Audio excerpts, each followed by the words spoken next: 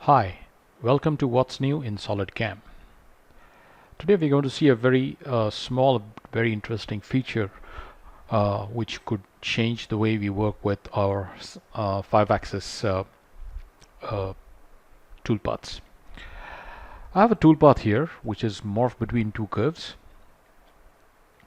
and the geometry that I've selected are these three faces with these islands in between.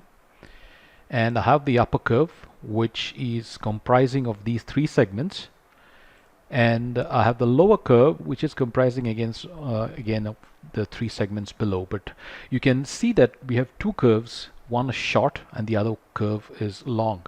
Now this is very common in regular work when you do paths, and I have 10 flattened ball nose tool here. Okay, let's save this and calculate the toolpath. Let's look at the result. You can see what happens here to the end, where the curve is short. The upper curve is shorter than the bottom curve. You can see the toolpath tending to go upwards towards the shorter curve, and as it comes down to the long curve, it becomes straight.